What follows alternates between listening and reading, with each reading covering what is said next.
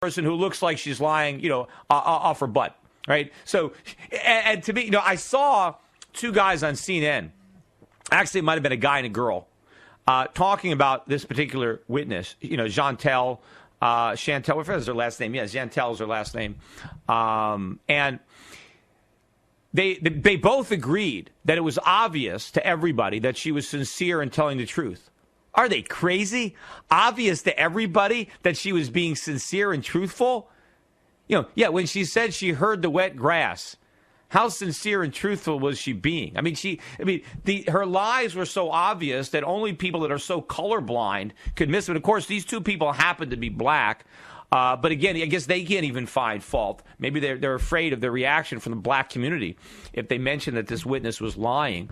But here's what they said. They said everybody is upset. Everybody is making fun of her because of the way she talks, right?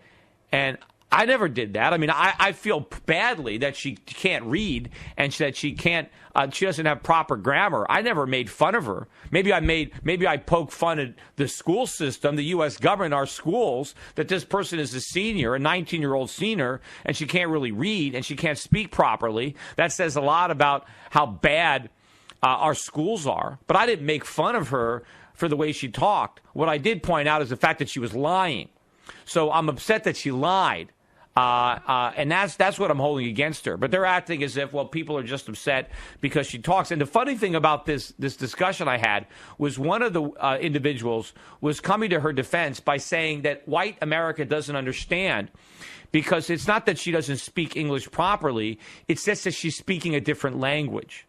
And the language she's speaking is Black English. Black English? Black English is just bad grammar. It's a politically correct way to say you don't know English. So I'm speaking black. There is no Black English. If you're speaking Black English, it's because you don't understand and you don't know how to speak proper English because you weren't educated properly. Black English is not a language. It's an excuse that liberals come up with because they don't want to acknowledge the failed nature of our school system, and they don't want to say anybody is wrong. They want to criticize, so they just justify it. They rationalize it. Oh, well, she's fine. She's just speaking Black English. Yeah, well, where's that going to get you in life? Black English. You think I'm going to hire somebody that says, well, what languages do you speak? Well, Black English. I only speak Black English. Well, fine. What kind of job? Maybe you can get a job working in McDonald's in a black neighborhood, speaking Black English as everybody else speaks it. But is that it? Is that all you're going to get out of life? How can we say it's okay if we have Black English? They don't have Black English on the SATs. You can't decide. I don't want to take my SAT verbal in English.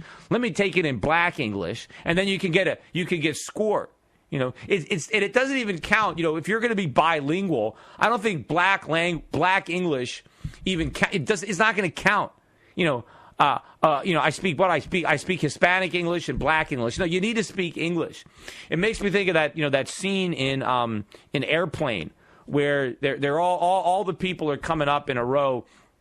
And this guy starts talking in jive, and no one understands what she's saying. And then some old lady comes up and says, "Oh, I speak jive." And then she starts talking jive to this guy and translating it. Like that's jive. Black English is jive. Right? But did anybody ever claim that jive was an acceptable language? No, look, if you want to speak, if you want to speak in some kind of slang to your buddies, that's fine. I got no problem with people, let's say, growing up in a poor community, Black, if they want to talk to their friends in Black English, hey, that's fine if they like doing it. But when they're in school, when they're in a courtroom, when you're at a job interview, you don't show up for a job interview speaking Black English because you're not going to get hired. And then what are you going to say? Oh, it's because the employer was racist. He was a bigot. He discriminated against me because I only spoke Black English. And damn right, you're not going to. That's not racial discrimination. If a white person showed up speaking Black English and wanted a job from me, I'm not going to hire him either. Now, maybe if the job was janitor, maybe if the job was sweeping up, emptying the trash cans, okay, Black English, fine. But if you want to have a decent job, if you want to have upward mobility, if you want to have responsibility, you better come at an interview and you better speak English. This trying to justify this, trying to say, and this is what this woman was, okay, hey, we just have to understand. She's just speaking black English. No, she's not. She's speaking bad English. It's not like she's speaking French, or she's speaking Japanese. That you can understand. It's a different language. But this is not a different language. And the welfare state is going to coddle this. But again, where I started, what I was talking about is how the media is afraid to come out and say that it's obvious that George Zimmerman is not guilty. In fact, when he's acquitted, which certainly should happen unless this jury is dumber than the O.J. Simpson jury. In fact, I think that a conviction of Zimmerman would be an even more travesty of justice than the acquittal of O.J. Simpson. Because, again, it's a well-accepted principle of American jurisprudence. It's better that the guilty go free than the innocent go to jail. So if that jury in the O.J. Simpson case was not convinced beyond a reasonable doubt that O.J. Simpson was guilty, then they had a duty to acquit him. Now, in my mind, I wasn't on the jury, but from all the evidence I saw, I was convinced that he was guilty, but the jury wasn't, and so he was acquitted. So that's just the system we have. We want to protect the innocent, and sometimes that means the guilty go free, right? That's the price we pay for living in this type of a system. But in this case, if somebody who is obviously innocent is imprisoned, that to me would be a much bigger travesty. But of course, I think what's going to happen is if Zimmerman is acquitted, which the evidence would suggest should happen, I bet the media is going to say, well, the state just didn't meet their burden of proof. They're going to try to imply that he really did do it. He really did murder him. It's just that they didn't have enough evidence to prove it beyond a reasonable doubt. That's what they're all going to say. They're all going to try to pretend that he squeaked by, that the prosecution just couldn't prove their case because, after all, there were no other witnesses. Trayvon Martin was dead, so he couldn't tell his side of the story, and so the jury just wasn't convinced beyond a reasonable doubt. There was some gray areas there, and so he squeaked by. I'm sure that's what they're going to say. But, that's only going to fan the potential reaction, because if there's some kind of rioting, and I don't know if it's going to happen for sure, there are people that are out there speculating as to what might happen when Zimmerman is acquitted.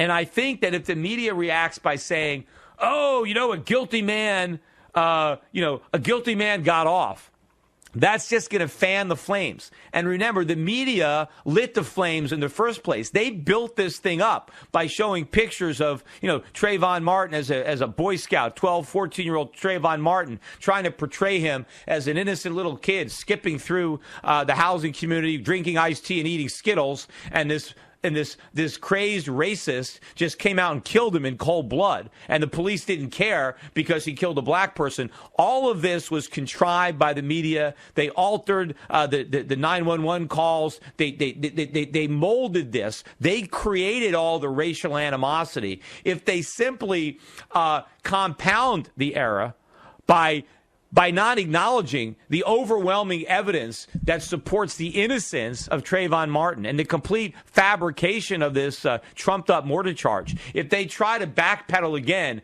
and act as if a guilty man got off scot-free, that's just going to further enrage, right, the African-American community. And, we had those horrible riots in the aftermath of the Rodney King verdict. We had riots going way back, civil rights type riots. Well, if we get those things again, if we get that kind of violence, and a lot of times, people are just looking for an excuse to go steal a television set and some high-priced sneakers, and I hate it when the media makes excuses when the rioters are just stealing stuff for themselves. I mean, how is that protesting when you're simply taking advantage of a riot to steal things, right?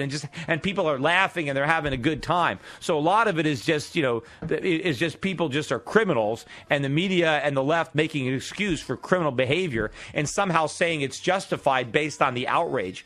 But if something like this happens, and there are people that die, it's the media, it's the civil rights leadership that's going to have all this blood on their hands, and they're going to have even more blood on their hands if they don't finally come out and say, you know what, the guy didn't do it. It was a mistake. It was really self-defense. It was a tragedy, but the police didn't screw up. Their original decision not to press charges was the correct one because all the evidence pointed to a valid self-defense killing. The lie detector test that he passed, the story that it told, the forensic evidence that they had at the time, the eyewitness testimony, everything said that Zimmerman was telling the truth, and that's why he wasn't charged. It had nothing to do with race. Trayvon Martin wasn't killed because he was black. George Zimmerman didn't profile him because he was black. It was because of what Trayvon Martin was doing that made him suspicious, and the reason he died was because he attacked and almost beat to death the man that ultimately shot him in fear for his life. Those are the facts, and the media still has not put those facts out.